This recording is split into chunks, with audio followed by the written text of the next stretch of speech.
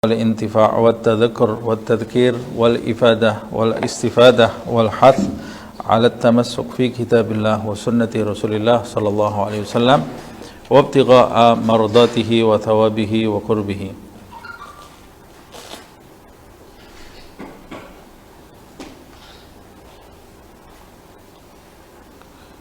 Kita lanjutkan kajian kitab An-Nasaih Ad-Diniyah karya Al-Imam Abdullah bin Alawi Al-Haddad. Akhir pembahasan kita masih masalah adab-adab berinteraksi dengan Al-Quran. Terakhir sampai di mana ini?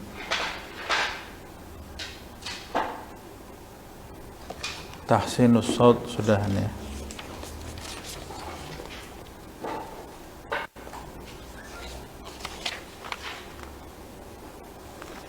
Berarti halaman 210 ini ya sekarang.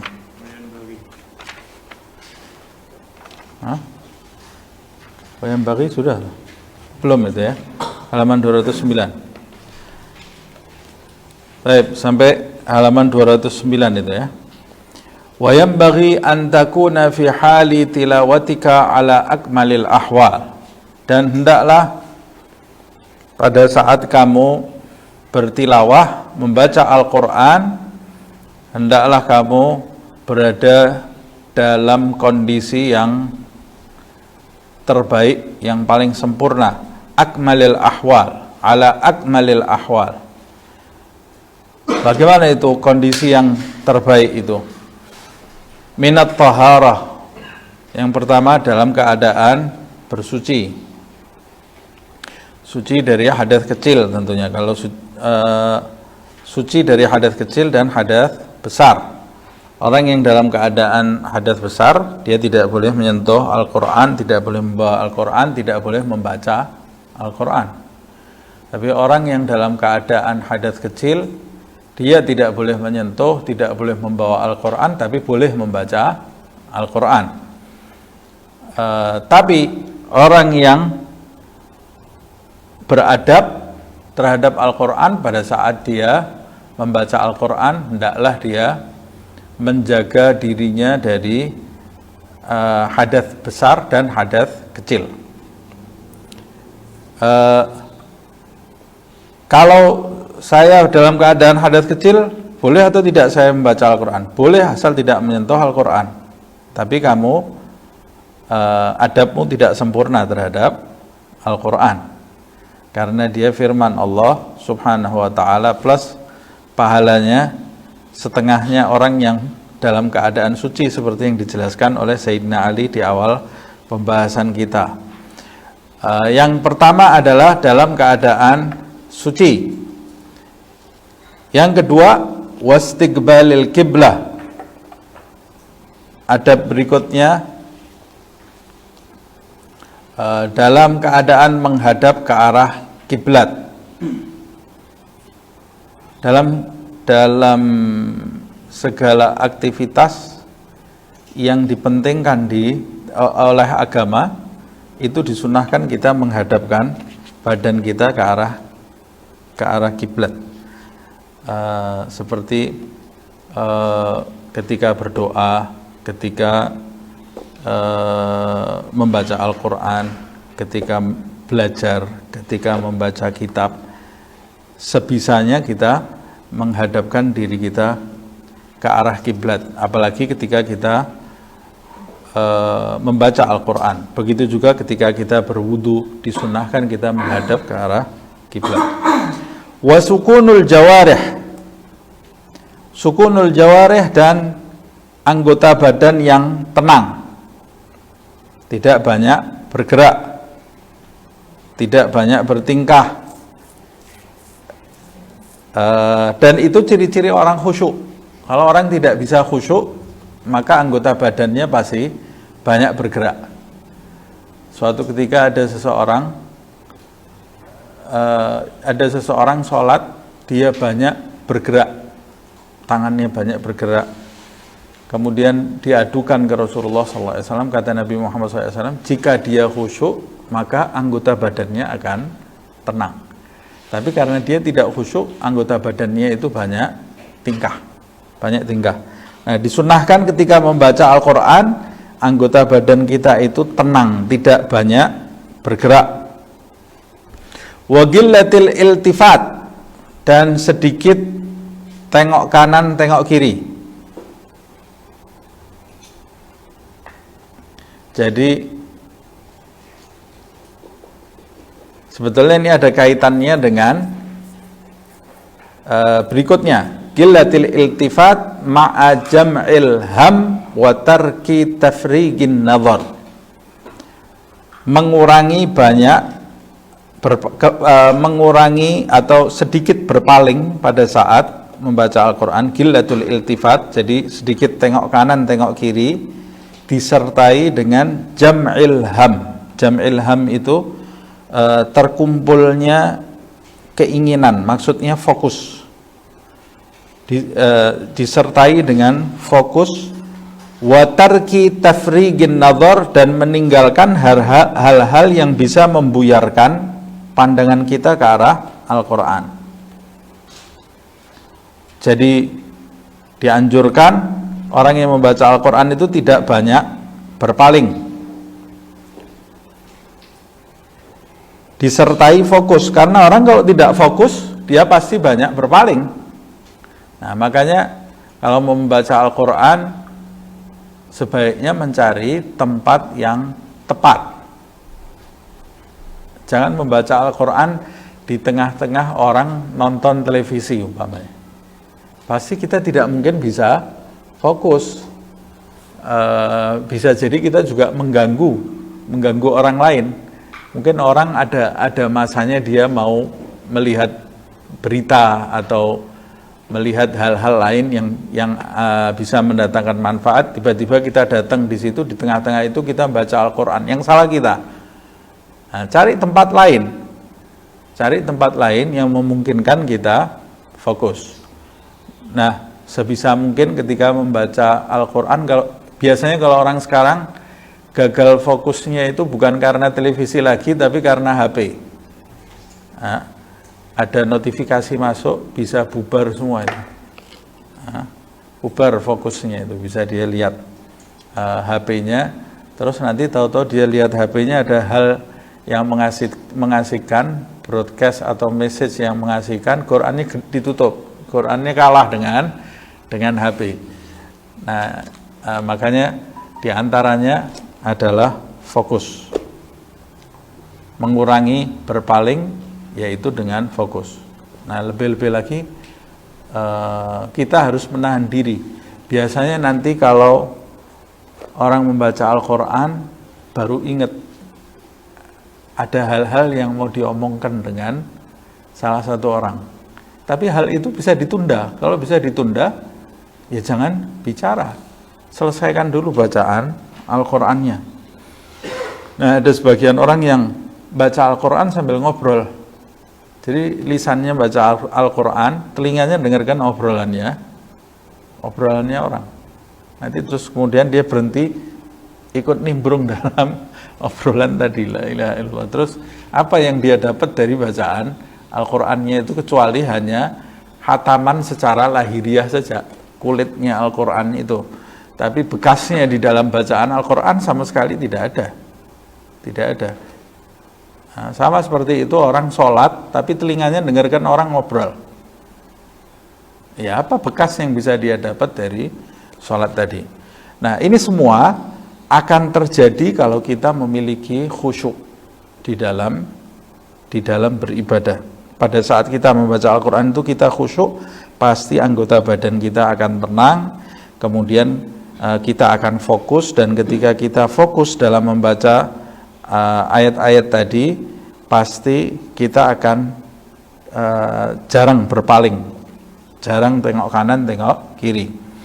Wa antakun nadhiful badan wathiyab wal makan. Nah, ini termasuk adab-adab.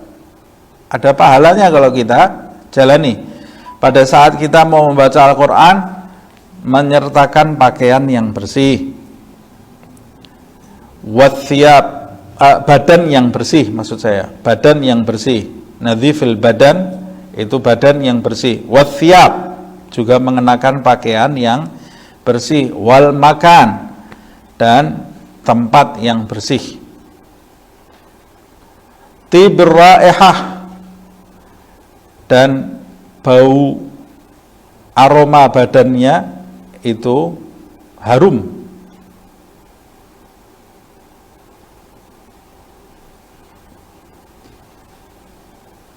Karena dia menghargai firman Allah Subhanahu wa ta'ala.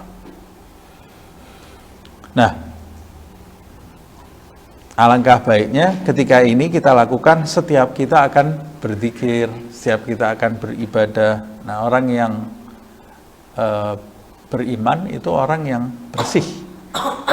Bau badan, aroma badannya selalu harum. Kemudian pakaiannya selalu bersih, badannya selalu bersih. Jika terkena kotoran, segera dia membersihkan, termasuk fitrah, dan itu termasuk kebiasaan Nabi Muhammad SAW.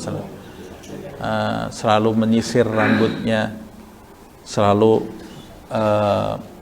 mengenakan minyak wangi, sunnah Nabi Muhammad SAW.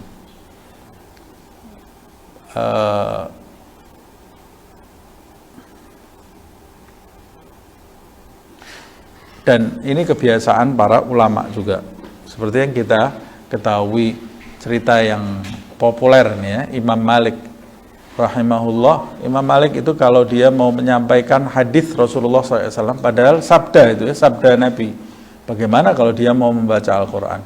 Dia kalau mau menyampaikan sabda Rasulullah SAW, mengajar hadis Rasulullah SAW, dia mandi terlebih dahulu. Dia kenakan pakaian yang bersih, dia kenakan wangi-wangian, dia beri buhur di ruangan tempat dia mengajar itu sehingga aromanya harum, baru dia membacakan atau menyampaikan hadis Rasulullah Shallallahu Alaihi Wasallam.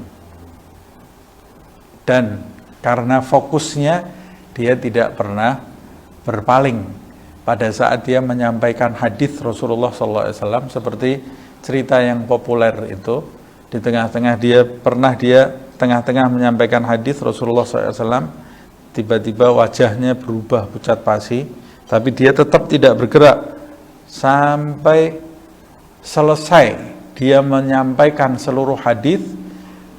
Dia memanggil salah satu muridnya, coba tolong lihat di belakang saya ini ada apa, saya kesakitan. Ternyata di balik punggungnya itu, di belakang punggungnya ada kalajengking yang sudah menggigit tubuh Imam Malik itu sampai beberapa kali gigitan.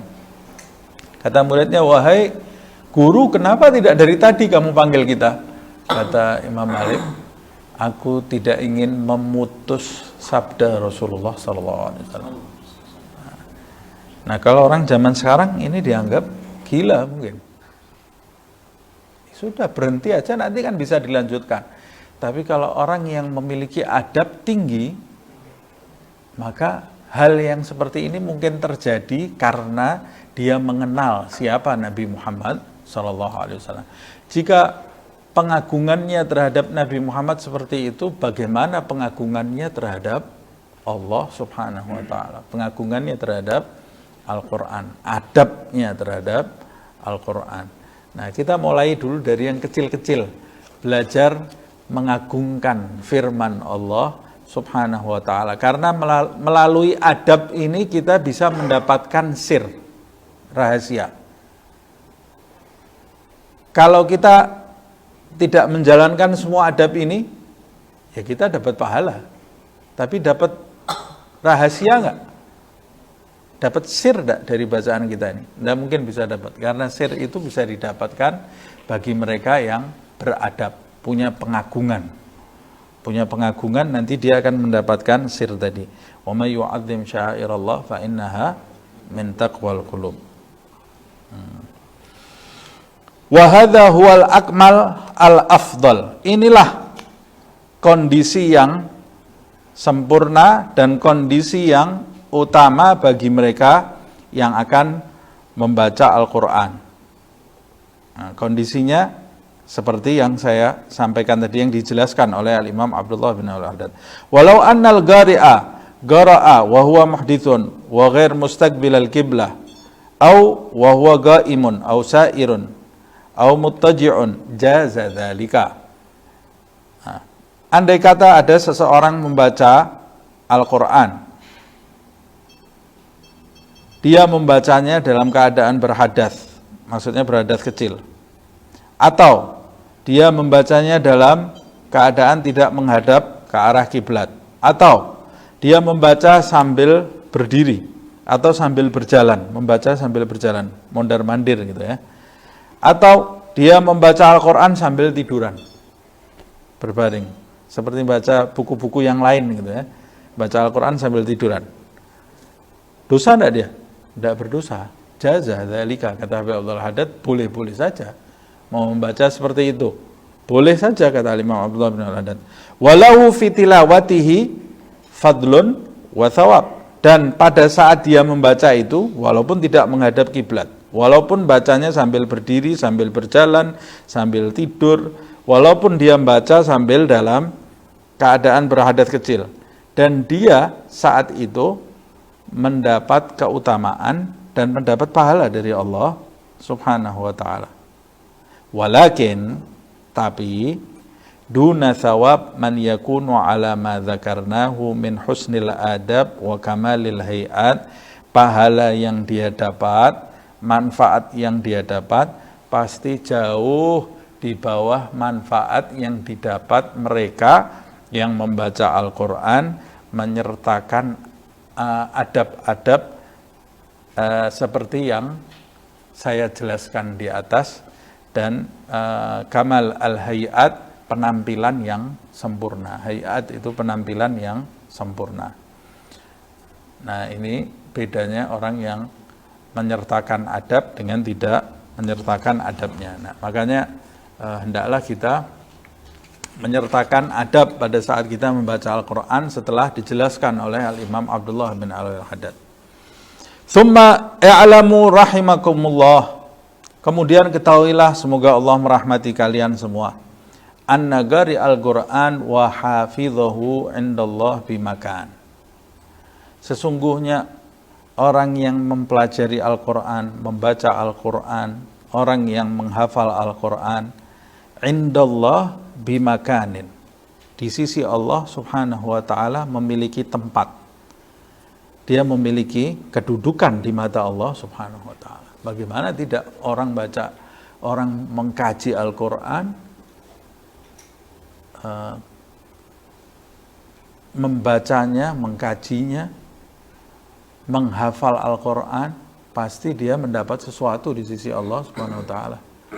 Pasti bedalah dengan orang baca kitab-kitab lain. Pasti beda dengan orang yang menghafal cerita-cerita, menghafal novel yang tidak jelas. Kalau sekarang itu membicarakan film, seakan-akan itu kejadian betul gitu ya. Orang itu bisa duduk ngobrol sengit gitu. Saya dengar-dengarkan, oh, ini sejarah apa ini? Saya tanya, kamu lagi ngobrol apa? Film dokumenter. Bukan, film khayal. Film khayal itu dia bisa ngobrol seakan-akan itu ada betul. Ada betul, padahal yang diobrolkan itu tidak ada. Tapi mengenai Al-Quran, tidak ada obrolan mengenai Al-Quran seperti itu. Nah, kalau dia membaca Al-Quran dengan orang yang baca novel, ya pasti lain kedudukannya di sisi Allah Subhanahu wa ta'ala. Orang yang membaca Al-Quran, yang dibaca itu firman-Nya pencipta jagat raya. Nah, orang yang membaca Al-Quran, ada yang mengatakan yang dimaksud qari di sini bukan sekedar membacanya, tapi membacanya sambil mempelajarinya. Qurra itu yang dimaksud, qurra itu pelajar-pelajar Al-Quran, bukan sekedar membacanya, karena kalau membacanya bisa juga orang awam yang membacanya ini ya. Wa hafidhahu, dan orang yang menghafalnya. Orang yang menghafal Al-Quran pasti ada sesuatu di dalam dirinya karena dia menghafal firman-Nya Allah Subhanahu wa ta'ala. Bagaimana tidak orang menghafal ucapan-ucapan ulama saja, ada cahaya yang masuk ke dalam dirinya. Orang yang menghafal hadisnya Rasulullah SAW itu mendapat sesuatu dari Allah Subhanahu wa taala. Bagaimana ini menghafal firman-Nya Allah Subhanahu wa taala? Pasti dia punya posisi di sisi Allah Subhanahu wa taala. An-nagari al-Qur'ani wa hafidhahu indallah bimakan. Qala alaihi salatu wassalam, Rasulullah sallallahu alaihi wasallam bersabda, alladzi yaqra'ul Qur'an wa huwa bihi mahirun ma'as safaratil kiramil bararati. Kata Rasulullah sallallahu alaihi wasallam, orang yang membaca Al-Qur'an sedang dia dalam kondisi mahir. Mahir itu dari bahasa Arab ya. Bahasa Indonesianya mahir. Bahasa Singapura juga mahir. Bahasa Arabnya mahir. Mahir itu apa artinya? Ya mahir, pandai dalam membaca Al-Qur'annya dia mahirun, dia mahir. Maka orang yang seperti ini akan bersama malaikat yang mulia dan berbakti. Malaikat-malaikatnya Allah itu mulia dan berbakti kepada Allah Subhanahu wa taala. Kiramil bararah. Orang yang membaca Al-Quran dan dia mahir, maka dia akan bersama malaikat-malaikat Allah Subhanahu wa ta'ala yang mulia dan berbakti. Jadi dia dimanapun dia berada, dia dikelilingi sama malaikat-malaikat Allah Subhanahu wa ta'ala. Kalau dikelilingi malaikat Allah, pasti banyak doa-doanya malaikat buat dia, banyak ilhamnya malaikat buat dia, banyak rahmat Allah Subhanahu wa ta'ala yang turun kepada dia. Walladzi yagra'uhu, dan sedangkan orang yang membacanya, yaitu membaca Al-Qur'an, wa yata'ta'u fihi, wa yata'ta' itu artinya terbata-bata. Nah, sedangkan orang yang membaca Al-Qur'an wa yata'ta'u fihi, dan dia terbata-bata dalam membacanya, belum lancar bacanya, baru pemula dia ya, baca Al-Qur'annya terbata-bata. Wa huwa alaihi syaggun, dan dia saat membacanya itu dalam kesulitan, lahu ajran, maka dia mendapat 2 pahala dari bacaannya. Jadi tidak ada ruginya. Wah Ustaz, saya kok baca Al-Quran ini susah banget Ustaz, kalau baca berhenti-berhenti. Loh, baca, karena kamu baca dalam keadaan kesulitan, kamu memaksa dirimu membaca dalam keadaan sulit, itu justru kamu dapat 2 pahala dari Allah Subhanahu wa ta'ala. Kok bisa dapat 2 pahala? Yang pertama, pahalanya dia belajar baca. Yang kedua, pahalanya dia membaca Al-Quran, mendapat 2 pahala dari Allah Subhanahu wa ta'ala. Nah, kalau yang sudah lancar, yang sudah mahir, ya dia mendapat pahala dari Allah, dan dia disertai malaikat-malaikat Allah Subhanahu wa ta'ala. Wa qala alaihi salatu wassalam, Rasulullah SAW bersabda, ahlul Qur'an hum ahlullahi wa khassatihi. Kata Rasulullah SAW, ahlul Qur'an, orang-orang yang gemar membaca Al-Quran, mereka itu adalah orang-orang ahlullah. Yang dimaksud ahlullah ini orang-orang yang memiliki kedekatan di sisi Allah Subhanahu wa ta'ala, wa khassatihi, dan orang-orang yang diistimewakan oleh Allah Subhanahu wa ta'ala.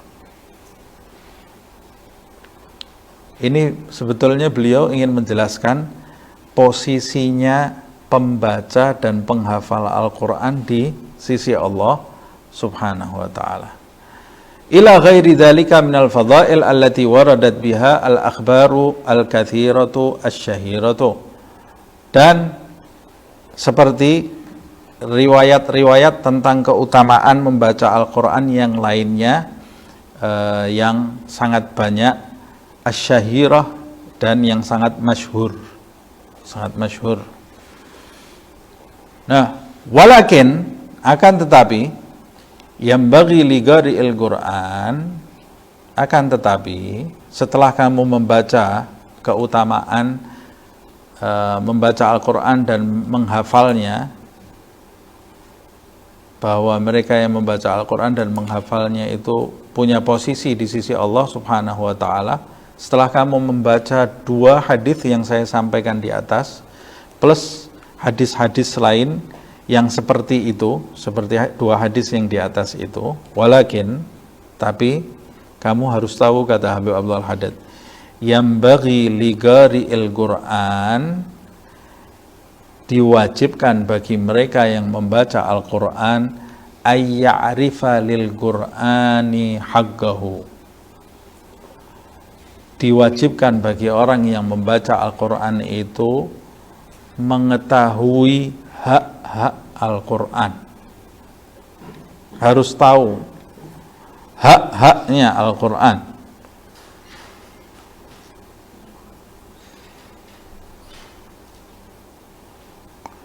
Wa ma yajibu lahu minal ihtiram wat ta'zim, dan kewajiban bagi dirinya terhadap Al-Quran, yaitu harus menghormati dan mengagungkannya.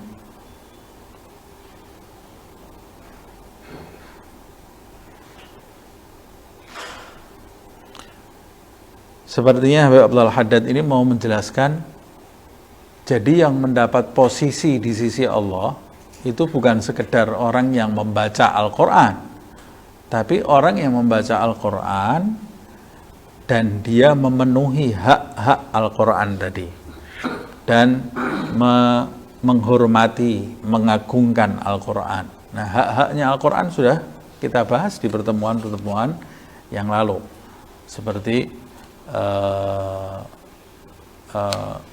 membacanya dengan perenungan, kemudian mempelajarinya, itu termasuk hak Al-Quran, kemudian mengamalkannya di dalam kehidupan sehari-hari, makanya termasuk juga ihtiram. Ini sebetulnya perincian dari hak-hak Al-Quran yang harus dipenuhi. Wa ma yajibu lahu minal ihtiram wat ta'zim wa ma yata'ayyan alaihi minal akhdhi bihi wal amal bima fihi, dan hendaklah yang membaca Al-Quran itu mengetahui hak Al-Quran yang lain, apa?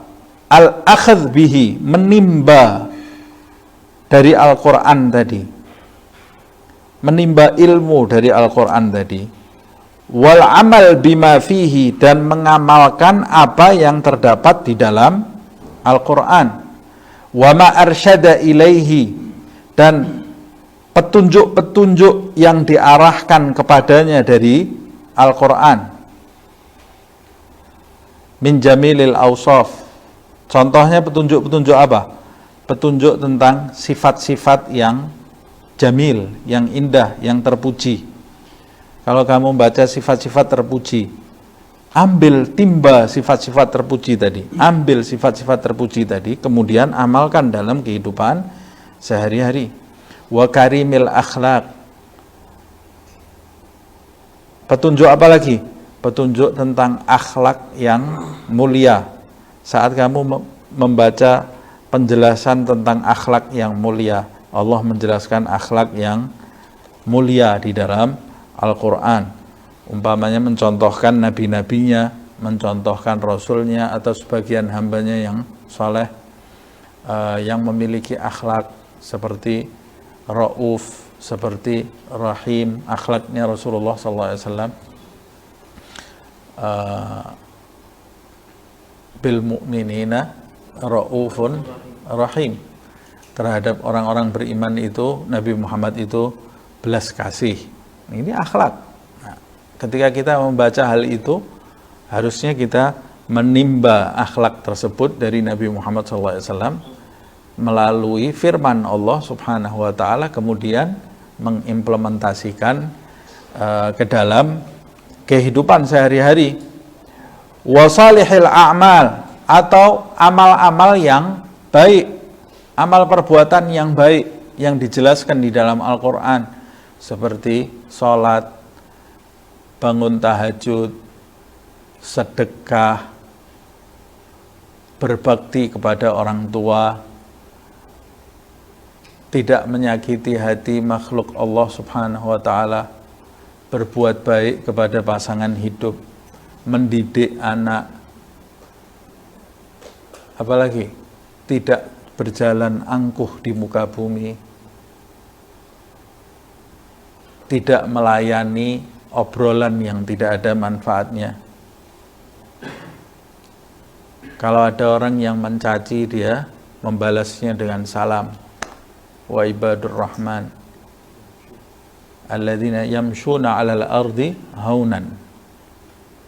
Kalau berjalan di muka bumi itu haunan, dengan kerendah hatian, kerendahan hati. Berjalan di muka bumi itu dengan rendah hati, haunan. Wa idza khatabahum jahiluna qalu salama. Kalau orang-orang bodoh berbicara kepadanya, kenapa kok yang disebut orang bodoh? Maksudnya orang tidak tahu adab, mencaci dia, berbicara seenaknya kepada dirinya, qalu salama. Apa maksudnya qalu salama? Ya dia tidak membalas cacian dengan cacian. Kalau cacian dibalas cacian berarti sama itu, sama-sama bodohnya. Tapi kalau ibadur rahman, cacian dibalas dengan salam. Salam itu artinya sejahtera, sejahtera artinya doa. Dibalas dengan doa, dibalas dengan akhlak yang terpuji. Nah itu ketika membaca itu, selesai membaca itu kemudian umpamanya kita lagi baca wa ibadur rahmanul ladzina yamshuna fil ardi haunan wa idza khatabahumul jahiluna qalu salama. Tahu ada orang jalan mencaci kita, bodoh kamu, kamu bodoh. Loh, ini baru baca ayatnya, baru baca wa ibadur rahman. Berarti kita tidak menimba amal yang soleh dari bacaan kita. Atau ketika kita membaca wala yaghtab ba'dukum ba'dha ayuhibbu ahadukum ayyakula lahma akhihi maitan fakarihtumu. Habis itu tutup menggunjing orang. Berarti kita tidak menimba ilmu dari apa yang kita baca. Wala tajassasu, jangan kamu memata-matai orang. Selesai itu buka akunnya orang, lihat sampai dalam-dalamnya, sampai mau tahu ini keburukannya apa. Oh, berarti kamu tidak menimba ilmu dalam bacaan Al-Quran itu. Kamu tidak memberikan hak-hak Al-Quran. Wa hadza wa in kana matluban min 'ammatil muslimin, walaupun hal ini juga dituntut memenuhi hak-hak Al-Quran dengan cara apa? Seperti yang disebutkan tadi, dengan cara memuliakan, mengagungkan Al-Quran, kemudian menimba ilmu dari Al-Quran dan mengamalkannya, yaitu mengamalkan petunjuk berupa apa? Sifat-sifat yang baik, akhlak yang mulia, amal yang soleh. Hal ini, walaupun hal ini dituntut juga terhadap orang-orang awam muslim, matluban min ammatil muslimin. Hal seperti ini dituntut untuk awam, orang awam dari orang Islam. Jadi orang awam pun setiap dia membaca Al-Quran, dia harus memenuhi hak-haknya, harus menimba ilmu dari Al-Quran. Nah, kalau terhadap orang awam saja, matluban min ammatil muslimin, fahuwa ala gari'il Qur'an aujab wa akad. Dan hal yang tersebut di atas terhadap para pembaca Al-Quran, qari'il Quran di sini orang yang mempelajari Al-Quran dan menghafalnya, aujab wa akad, lebih wajib lagi dan lebih harus diperhatikan lagi.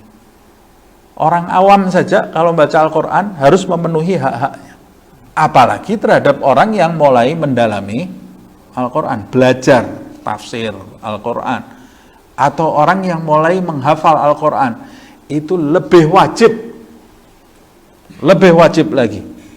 Wa huwa bihi ajdar wa aula, dan bagi diri para penghafal Al-Quran dan orang-orang yang mendalami Al-Quran, sifat-sifat di atas, adab-adab di atas, ajdar wa aula, lebih pantas dan lebih utama, lebih wajib buat mereka. Dan kalau disandang oleh penghafal Al-Quran, sifat-sifat di atas lebih pantas dan lebih utama. Lebih utama. Jangan sampai ada orang menghafalkan Al-Quran tapi tidak memenuhi hak-haknya. Jangan sampai ada orang mulai mengkaji tafsir Al-Quran tapi tidak memenuhi hak-haknya. Hanya sekedar untuk kepuasan intelektualitas belaka. Nah, berarti kamu termasuk orang yang membaca Al-Quran tapi tidak memenuhi hak-haknya. Terus dapat kedudukan nggak di mata Allah Subhanahu wa taala? Nanti dulu. Nanti ini yang disebut dapat kedudukan di mata Allah itu yang dia punya niatan untuk memenuhi, punya usaha untuk memenuhi hak-hak Al-Quran tadi, seperti yang dijelaskan oleh Al-Imam Abdullah bin Al-Haddad. Qala Umar radhiyallahu anhu, Sayyidina Umar radhiyallahu anhu berkata, ini belum selesai nih. Wa huwa bihi ajr wa aula li fadlihi wa fadli ma ma'ahu min kitabillahi wa bayyinatihi wa hujajihi. Mengapa lebih pantas dan lebih utama kalau dimiliki oleh qari'ul Quran? Karena keutamaan qari'ul Quran itu seperti yang disebutkan di dalam hadis di atas. Karena orang yang mempelajari Al-Quran itu punya keutamaan di sisi Allah, makanya lebih pantas sifat-sifat itu bagi diri mereka. Karena keutamaan qari'ul Quran dan karena keutamaan kitab yang bersama qari'ul Quran itu. Kitab yang dia pegang itu kitab Allah. Masa kamu tidak punya sifat-sifat di atas? Masa kamu memegang kitab Allah tapi hidup kamu tanpa akhlak? Kamu memegang kitabnya Allah tapi kamu tidak pernah beramal saleh. Kamu memegang kitabnya Allah Subhanahu wa ta'ala tapi sifat-sifat kamu buruk, pendendam, berprasangka buruk terhadap orang, cepat naik pitam, lisan kamu gemar mencaci orang. Masa orang megang kitab Allah, setiap hari dia membaca kitab Allah tapi tidak pernah tabayun, kalau dengar berita langsung broadcast, dengar berita broadcast. Kamu ini megang kitabnya Allah apa enggak sih? Tidak pantas orang baca Al-Quran punya tindak tanduk seperti itu. Orang megang kitab Allah Subhanahu wa ta'ala, kalau di mobil dengarkan radionya radio Quran, tidak mau musik, tidak mau Quran ini radionya. Tapi begitu lampu merah di belakang ada orang ngebel, din, lampu merah langsung wow, dengarkannya Al-Quran terus, tapi tingkah lagunya tidak mencerminkan orang yang mendengarkan Al-Quran. Padahal seharusnya kamu lebih pantas punya sifat-sifat itu. Jangan sampai ada orang yang baca Al-Qurannya masih ya tak, kata Rasulullah. Baca Al-Qurannya saja masih salah-salah, panjang pendeknya, karena dia baru belajar. Tapi dia malah lebih sopan, lebih halus. Malu kamu kepada Allah Subhanahu wa ta'ala. Malu kepada Allah. La ilaha illallah. Nah, apalagi kalau ada orang ilmu agamanya luar biasa, hafidhul Quran, tapi mulutnya nggak benar. Bahaya itu. Qala Umar radhiyallahu anhu. Umar radhiyallahu anhu berkata, "Ya ma'syarul qurra, hai para pengkaji Al-Quran, pembaca Al-Quran, maksudnya membaca dan mendalami bacaannya. Bukan pembaca orang awam biasa ini. Nah, apalagi kalau orang awam dia menyandang sifat-sifat itu, ya dia juga punya keutamaan. Irfa'u ru'usakum, angkat kepala kalian. Faqad wudiha lakumut thariq, karena jalan telah dijelaskan bagi kalian. Jalan di sini, jalan yang benar itu telah dijelaskan bagi kalian. Maka angkat kepala kalian, lewati jalan itu, wastabiqul khairat, dan istabik itu apa? berlombalah dalam kebaikan. Orang yang baca Al-Quran ini, mendalaminya, jalan yang lurus itu sudah ada di depannya.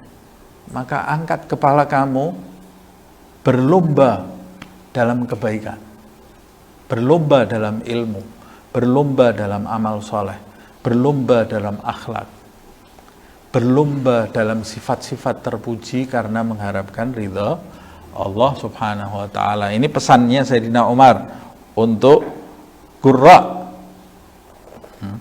Wa qala Abdullah ibn Mas'ud radhiyallahu anhu, jangan sampai qurra hidupnya baca Al-Quran, setiap hari mendalami tafsir, tapi isinya setiap hari debat-debatan yang tidak ada manfaatnya.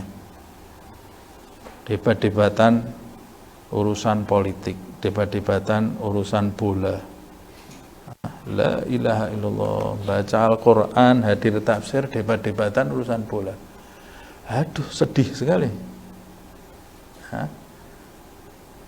Atau urusan politik yang tidak ada manfaatnya sama sekali. Habiskan waktu untuk Al-Quran.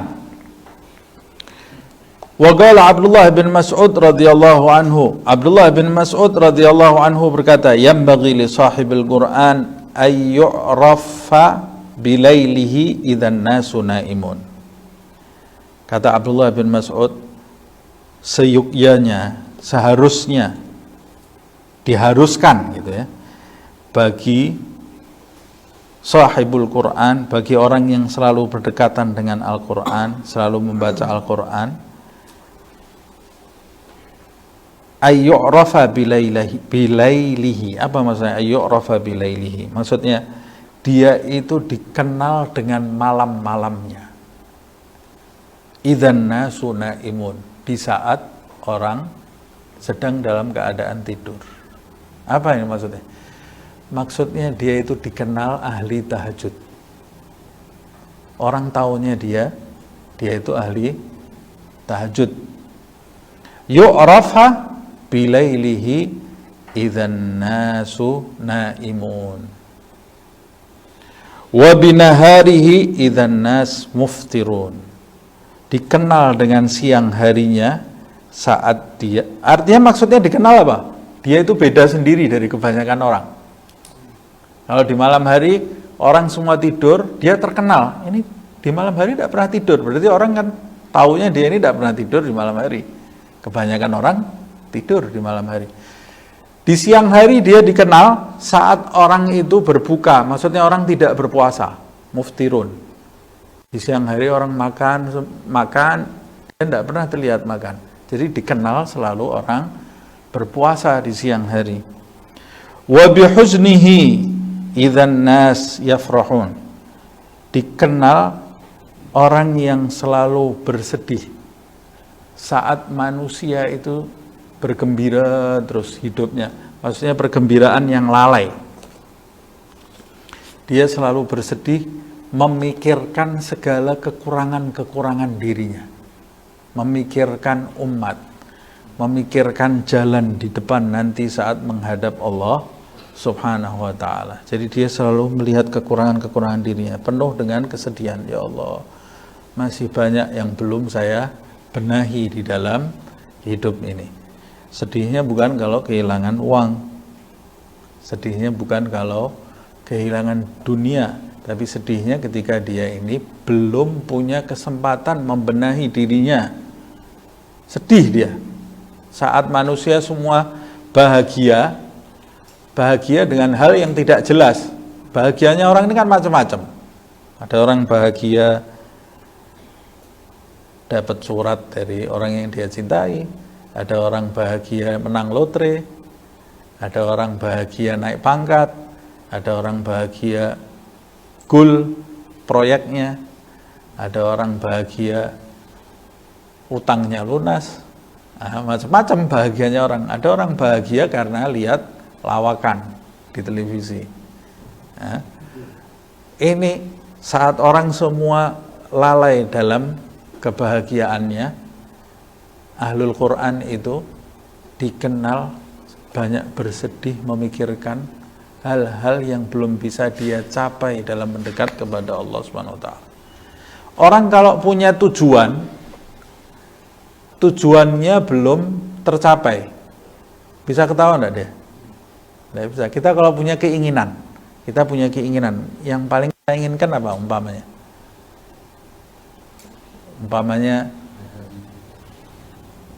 Naik haji. Kalau naik haji itu terpuji ini. Kalau urusan dunia umpamanya ada sesuatu yang kita inginkan itu, umpamanya lihat iklan apa? Wah, ada barang gadget baru.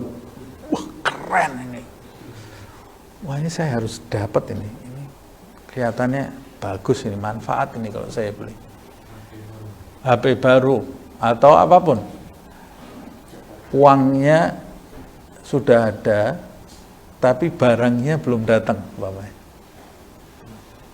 Kita pasti akan terbayang-bayang terus. Kapan ini datang? Nah, seperti itulah. Belum sempurna. Nah, ada orang-orang yang ketika dia memiliki cita-cita terhadap kedudukan di sisi Allah Subhanahu wa taala, karena dia bersungguh-sungguh, dia belum mencapai itu, ya dia merasa ada sedih. Di dalam dirinya ini ada kesedihan. Dia mungkin bisa tertawa, tapi di dalam tawanya itu ada kesedihan. Ada kesedihan di dalam tawanya. Nah, dia dikenal wabi bukaihi idzan nas yadhakun. Maksudnya bi bukaihi, orang yang mudah tersentuh hatinya saat manusia mudah tertawa. Orang zaman sekarang ini sedikit-sedikit ketawa terus. Ketawa terus. Banyak ketawa. Padahal banyak ketawa itu mengeraskan hati. Semuanya dibuat bahan candaan. Sekarang ini agama dibuat bahan candaan. Jangan agama, Nabi dibuat bahan candaan. Jangan Nabi, Tuhan dibuat bahan candaan. Karena tidak ada pengagungan di dalam hatinya. Nah, orang-orang di luar sana itu membuat Tuhan mereka ini jadi bahan candaan. Karena tidak ada ta'zim di dalam hatinya terhadap Allah Subhanahu wa taala, tidak ada rasa tunduk, rasa takut kepada Allah Subhanahu wa taala. Nah, Ahlul Quran itu dia mudah tersentuh hatinya saat orang lalai, banyak tertawa. Wa bisumtihi idzan nas yakhudun, dia dikenal dengan banyak diamnya saat manusia itu yakhudun. Yakhudun itu terlalu dalam berbicara hal-hal yang tidak ada manfaatnya.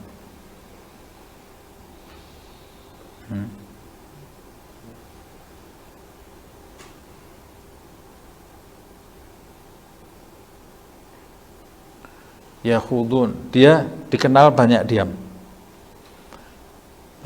Dia tidak berbicara kecuali hal-hal yang penting. Ini di dalam hidupnya itu selalu banyak program yang bermanfaat. Ada banyak ayat-ayat Allah yang dia ingat. Jadi hidupnya penuh dengan kedisiplinan. Wa bi khusyu'ihi idzan nas yakhtalun. Dan dia dikenal dengan ketundukannya saat banyak manusia itu berjalan di muka bumi dengan angkuh. Yakhtalun itu angkuh, congkak. Dia dikenal orang yang tunduk, tidak gegabah, tidak pernah membusungkan dada di hadapan siapapun, di hadapan ahli maksiat, di hadapan orang awam, dia tidak pernah membusungkan dada. Dia berasa tunduk kepada Allah Subhanahu wa taala. Dia selalu merasakan bahwa dia ini ada di kerajaan Allah Subhanahu wa taala. Jadi semuanya yang ada di dunia ini itu di bawah kekuasaan Allah Subhanahu wa taala. Jadi dia selalu khusyuk, tidak congkak berjalan di muka bumi ini. Qultu, menurutku, kata Abdullah Haddad, makna kalam Ibn Mas'ud hadza, makna dari ucapan Ibn Mas'ud ini, annahu, sesungguhnya, yang bagi, diharuskan, diwajibkan, ayyatamayyaza sahibul Quran. Sahibul Quran maksudnya orang yang selalu berdekatan dengan Al-Quran seharusnya dia yatamayyaz. Yatamayyaz itu berbeda, an ghairihi min ammatin nas, harus memiliki perbedaan antara dia yang selalu berdekatan dengan Al-Quran, an ghairihi min ammatin nas, dari selain dirinya, yaitu para awam dari kalangan manusia.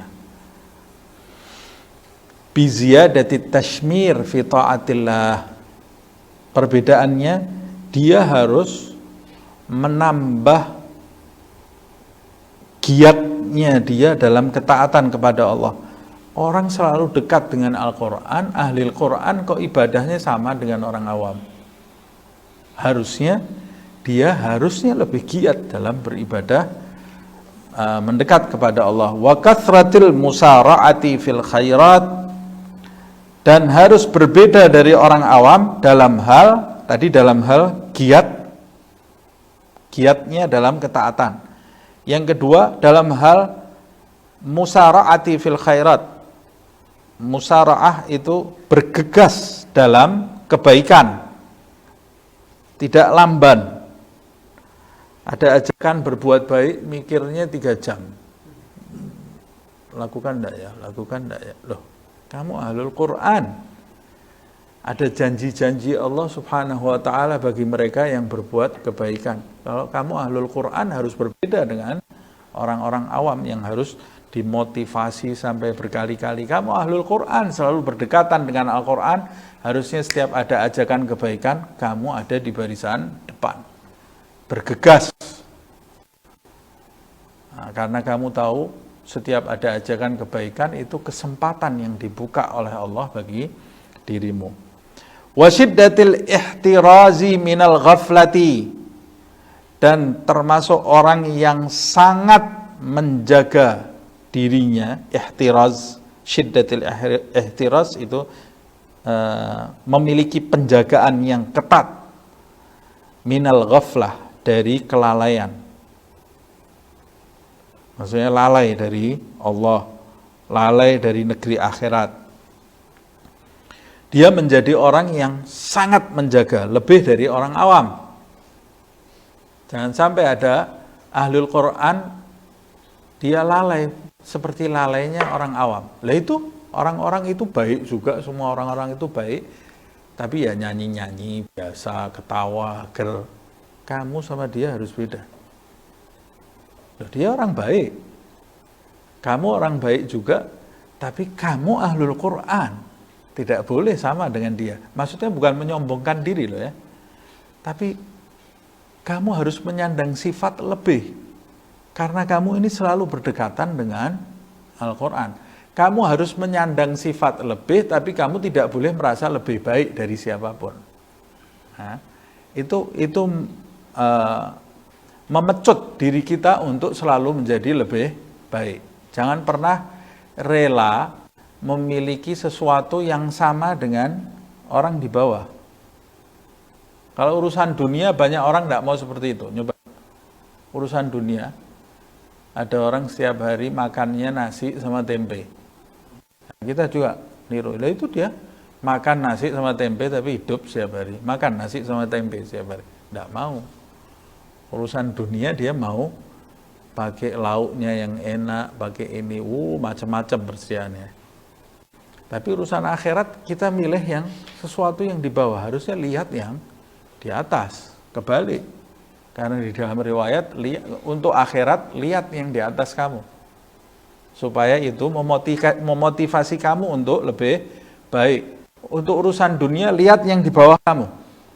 Supaya kamu selalu bersyukur terhadap kondisi kamu sekarang ini. Kalau kamu balik, hidup kamu jadi terbalik semuanya. Nah, sama seperti orang kebanyakan di masa ini. Untuk urusan akhirat, dia lihat orang yang di bawahnya. Tidak akan meningkat kualitasnya. Tidak akan meningkat. Oh, saya masih lebih bagus, itu lebih parah dari saya. Nah, harusnya kamu lihat orang yang di atas untuk urusan akhirat. Untuk urusan dunia, lihat orang yang di atas. Sehingga dia termotivasi hidupnya untuk dunia. Cita-citanya duniawi. Cita-cita akhiratnya tidak ada. Cita-cita mau jadi orang yang khusyuk. Siapa sekarang yang punya cita-cita seperti itu? Coba kita nanti sampai rumah kita tanya ke anak-anak kita. Nah, kamu punya cita-cita mimpi Rasulullah enggak? Terfikir enggak di dalam kepala mereka? Mesti cita-citanya punya PS. Cita-cita ketemu artis. Cita-cita mau pergi kemana, ke luar negeri. Atau cita-cita duniawi lainnya. Punya enggak cita-cita? Jangan-jangan kita juga enggak punya cita-cita itu. Kalau ditanya, kalau umpamanya ada orang tanya, kepingin enggak mimpi ketemu Rasulullah? Ya, kepingin lah. Ya, semua orang bisa ngomong kepingin. Tapi punya cita-cita enggak? Kalau cita-cita itu mengejar tujuan, ada enggak di dalam diri kita? Kalau enggak ada, berarti lemah sekali keyakinan kita ini. Lemah keyakinan kita. Punya cita-cita sholat khusyuk enggak? Kalau enggak ada, tipis sekali iman kita ini. Sangat tipis iman di dalam diri kita. Punya enggak cita-cita menjadi orang berakhlak, orang santun? Punya enggak cita-cita mengosongkan hati dari selain Allah Subhanahu wa ta'ala? Punya cita-cita mencapai kedudukan di sisi Allah enggak? Ada kedudukan yang sangat tinggi di sisi Allah Subhanahu wa ta'ala. Kalau kita baca kitab seperti ini, punya cita-cita mengamalkan ini enggak?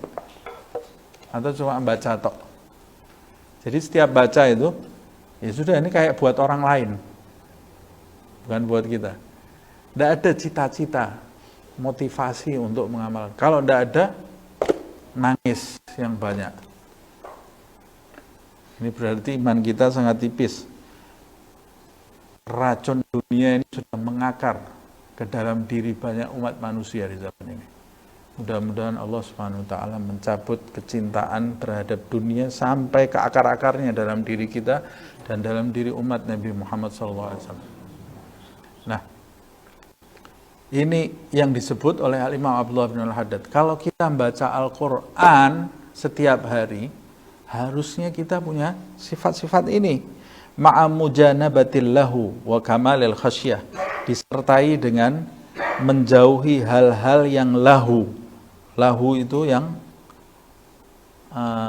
tidak ada manfaatnya.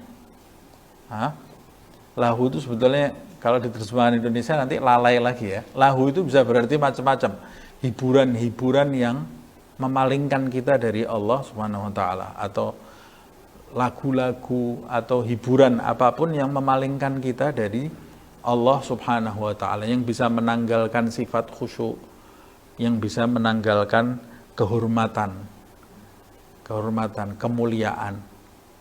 Sepanjang hiburan itu tidak memalingkan, tidak merusak akidah kita, tidak mengikis iman kita, tidak ada masalah. Tapi ini hiburan-hiburan yang memalingkan kita dari Allah Subhanahu wa ta'ala. Wa kamalil khasyah, dan memiliki ketundukan yang sempurna. Wal khauf minallah ta'ala, dan rasa takut kepada Allah Subhanahu wa ta'ala. Wa qala Ibn Mas'ud radhiyallahu anhu aidan, nazalal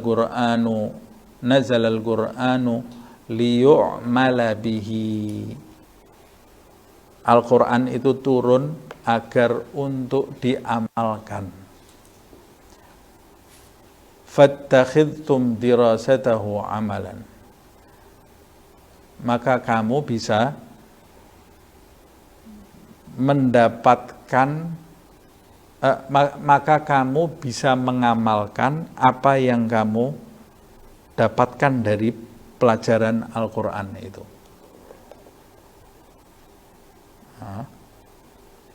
Fa'ammal gari al-mukhallid al-ghafil alladhi la ya'mal bil-Quran Sedangkan pembaca Al-Quran, al-mukhallid, yang berdosa, al-ghafil, yang lalai, alladzi la ya'mal bil Qur'an, yang tidak mengamalkan Al-Quran, wala ya'tamir bi awamirihi, tidak pernah menjalankan perintah-perintah, wala yanzajir bi zawajirihi, tidak pernah mengambil peringatan dari teguran-tegurannya, tidak pernah memperhatikan teguran-tegurannya, wala yagif inda hududihi, tidak pernah berhenti di batasan-batasan yang dijelaskan di dalam Al-Quran, selalu melampaui batasan-batasan tadi. Pembaca Al-Quran yang seperti ini, walaupun dia membaca Al-Quran, walaupun dia hafal Al-Quran, walaupun bacaannya indahnya luar biasa, walaupun tajwidnya ikhfa, idgham, bi gunnah, bila gunnah, iklabnya top, sudah tidak ada yang seperti dia. Tapi dia tidak mengamalkan Al-Quran, tidak menjalankan perintahnya, tidak menjaga dirinya dari larangan-larangannya, faqad waradat fi dhammihil akhbar, telah diriwayatkan hadis tentang kondisinya yang cela itu. Hadis yang mencela orang-orang seperti ini.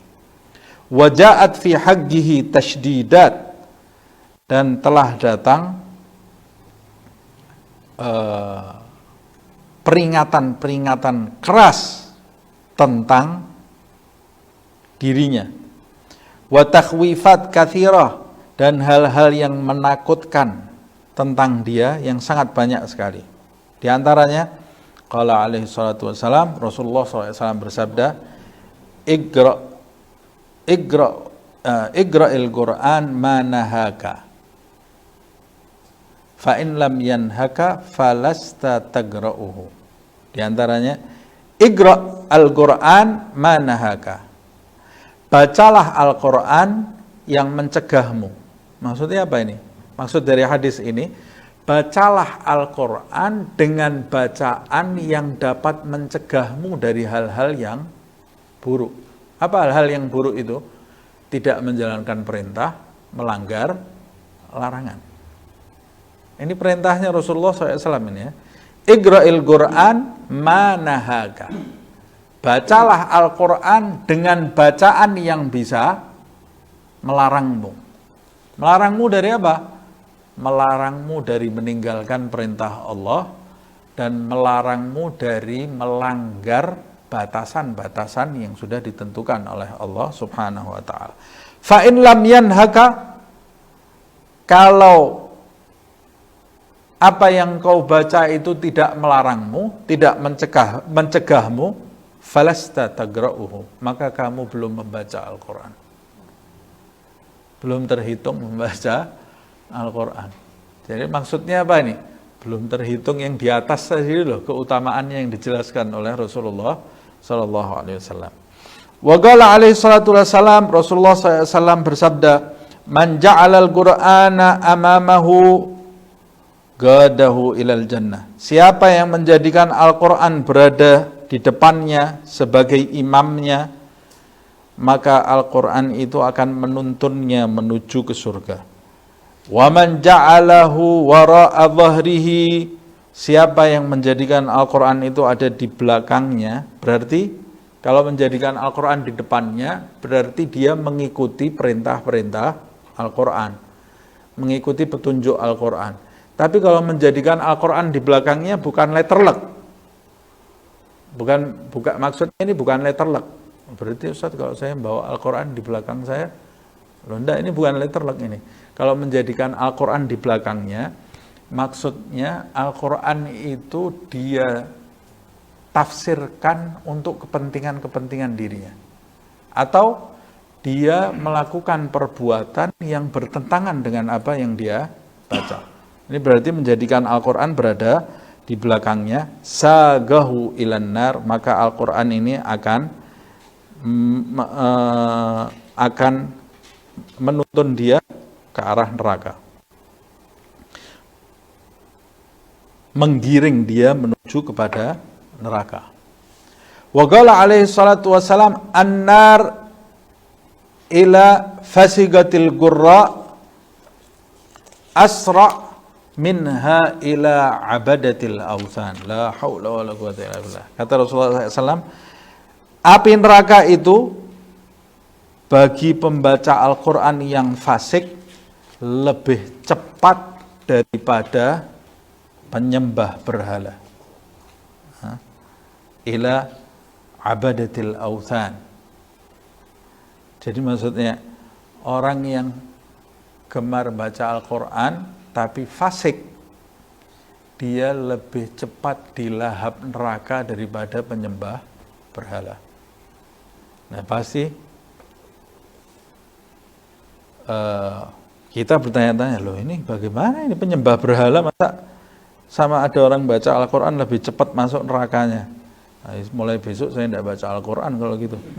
Nah, ini salah berarti. Nah, kalau kamu tidak baca Al-Quran ya kamu bisa sesat. Bisa sesat, kehilangan banyak manfaat. Loh kamu kok sudah niat jadi orang fasik sampai tidak mau baca Al-Quran gitu ya. Ya baca Al-Quran, berusaha jangan sampai punya sifat-sifat orang fasik. Nah ini kan yang diancam orang membaca Al-Quran tapi fasik.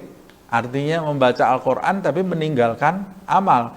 Kalau kita membaca Al-Quran, kemudian setiap membaca Al-Quran itu tersentuh. Kalau ada kekurangan kita menyadari kekurangan kita, berusaha memperbaiki, tidak termasuk di dalam ayat ini.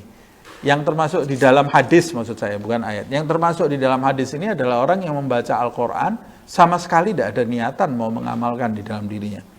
Nah, warada dan disebutkan juga di dalam riwayat, annal Qur'an gharib fi jawfil zalim. Sesungguhnya Al-Quran itu menjadi asing di rongga dadanya orang yang zalim. Maksudnya di dada ini, orang yang selalu membaca Al-Quran, orang membaca kan ngambil nafas itu dari dada itu ya, atau orang menghafal. Hafalan itu kan ada di dalam dada orang gitu ya. Maksudnya di dada itu dihafal. Al-Qurannya sudah ada di dalam dirinya gitu ya. Tapi kalau orang yang menghafal atau orang yang mengkaji, orang yang membaca itu seorang yang zalim, Al-Quran itu ketika masuk di dalam dirinya, Al-Quran ini merasa asing. Ini bukan tempat saya ini. Al-Quran ini terasing di dalam dirinya. Artinya seperti kita masuk ke dalam satu ruangan tapi tidak ada yang kenal. Bingung tidak kita ini? Wah ini bukan tempat saya nih. Terus kalau yang dilakukan apa? Keluar langsung. Nah, Al-Quran itu asing di dalam diri orang yang zalim. Wa annahu kam min qari yaqra'ul Qur'an, dan berapa banyak seorang pembaca Al-Quran, dia itu membaca Al-Quran, wal Qur'anu yal'anuhu, sedang Al-Quran yang dia baca itu melaknati dirinya.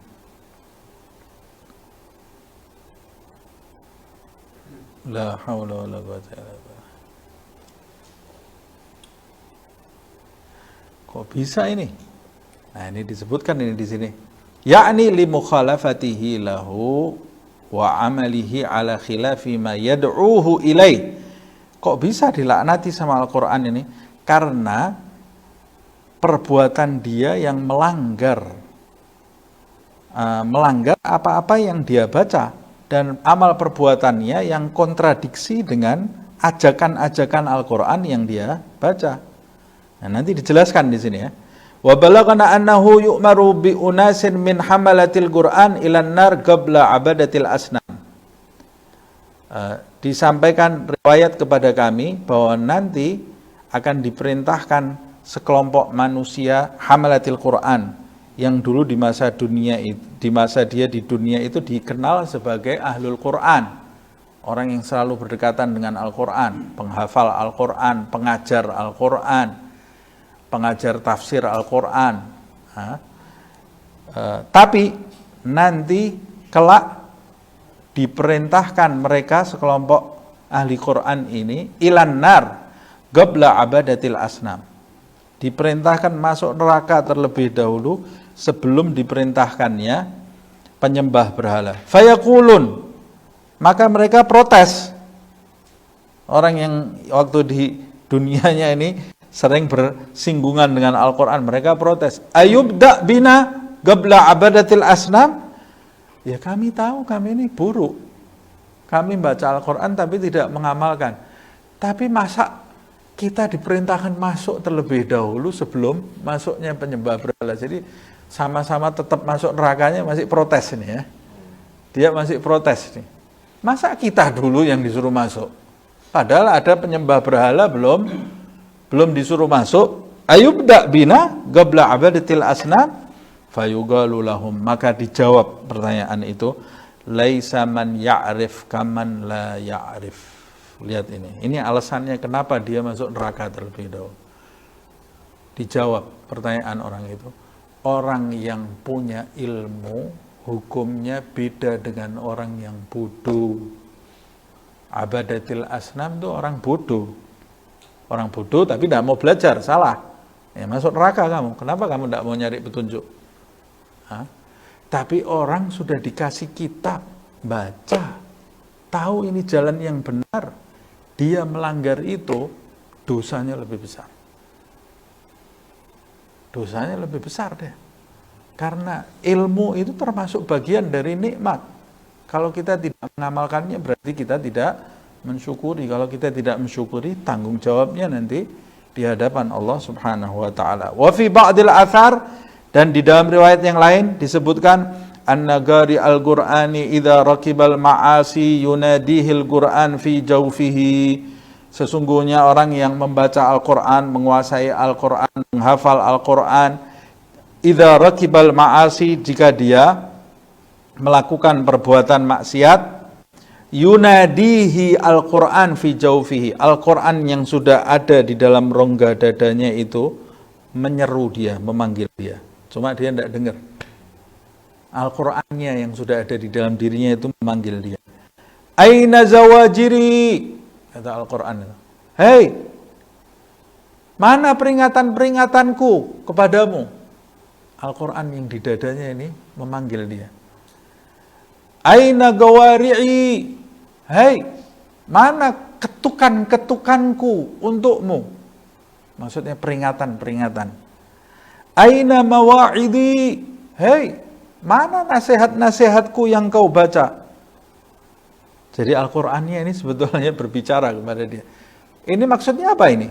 Al-Qur'an ini kok tanya-tanya terus kepada pelaku maksiatnya ini? Sebab Al-Qur'an ini tidak rela dimiliki oleh orang-orang yang berbuat zalim.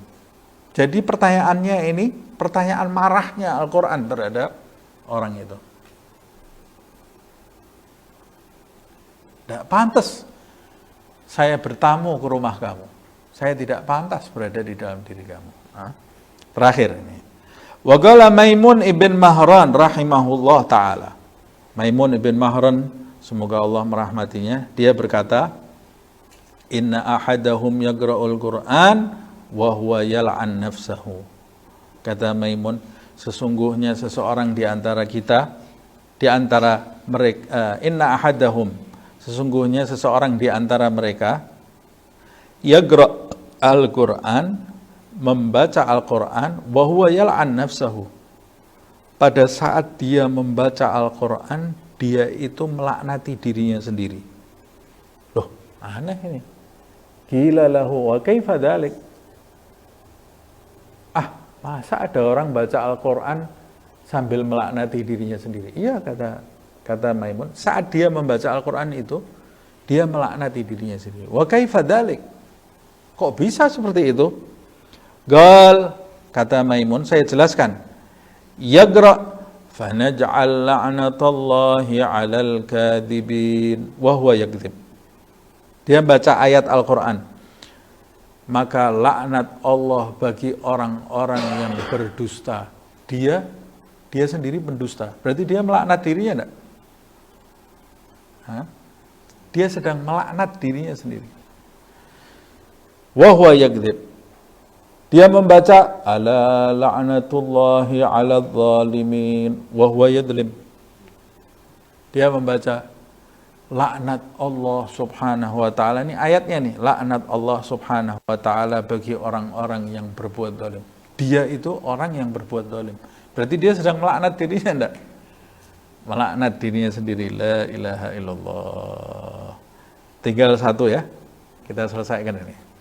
Wa fil hadis, innal munafiqa alladhi yaqra'ul Qur'an mathaluhu mathalur raihanah rihuha tibun wa ta'muha murrun. Sesungguhnya orang munafik yang membaca Al-Qur'an, perumpamaan orang munafik yang membaca Al-Qur'an, perumpamaannya seperti raihanah.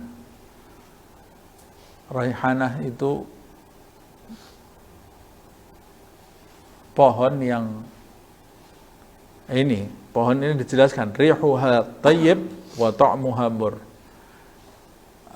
Raihanah ini rihuha tayyib, baunya wangi, tapi kalau dimakan pahitnya luar biasa.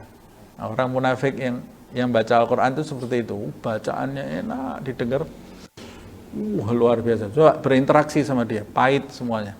Tidak ada yang betul perbuatannya. Urusan uang ngawur, urusan janji salah, bohong terus. Tapi kalau baca Al-Quran, luar biasa bacaan Al-Qurannya. Raihanah itu mungkin ini apa? Kemangi. Kemangi itu baunya harum itu. Tapi coba makan, pahit, rasanya pahit ini ya.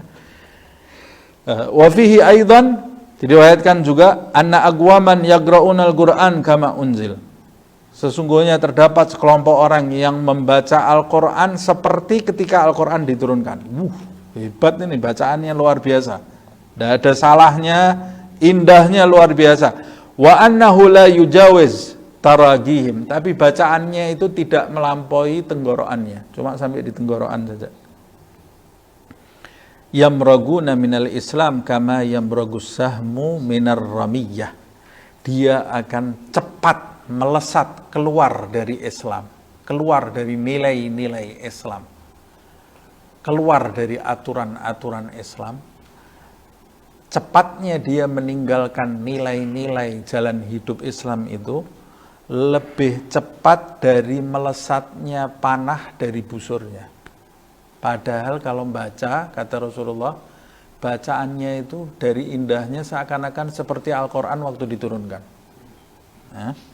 Nas'alullah ta'ala al-lutuf wal-afiyah wal-taufiq litamassuk bi kitabihi wal-ilm bihi wal-fahmi fihi wal-amal bima arsyada ilaihi ma'a husnil khatimah wa husnil aqibah fil umur kulliha lana wa li ahbabina wa lil muslimin wa ila hadratin Nabi Muhammad SAW bisirril Fatihah.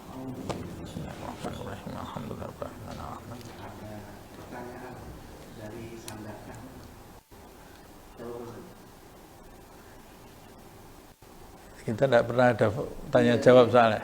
Banyak yang di online minta tanya jawab juga.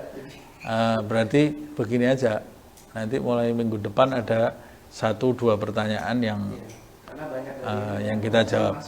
Nanti bisa ditulis pertanyaan. Nanti mulai Rabu depan, kayak kalau di Singapura itu ada 1 pertanyaan atau 2 pertanyaan dipilih, gitu aja. Berarti nanti dari jam 8 sampai jam 9, terus 15 menit untuk pertanyaan. Ya, nanti dipilih pertanyaannya. Ya Rabbana a'tarafna bi annana naqtarafna wa annana asrafna ala ladha ashrafna fatub alaina tauba taghsil li kulli hauba واستر لنا العورات وآمن الروعات واغفر لوالدينا ربي ومولودينا والأهل والإخوان وسائر الخلان وكل ذي محبة أو جيرة أو صحبة والمسلمين أجمع آمين ربي اسمع فضلا وجودا منا لا باكتساب منا بالمصطفى الرسول نحظى بكل سول بالمصطفى الرسول نحظى بكل سول بالمصطفى الرسول نحظى بكل سول صلى وسلم ربي عليه عد الحب وآله والصحب عداد طش الصحب والحمد للإله في البدء والتناهي سبحانك اللهم وبحمدك أشهد أن لا إله إلا أنت أستغفرك وأتوب إليك سبحان ربك رب العزة عما يصفون وسلام على المرسلين والحمد لله رب العالمين.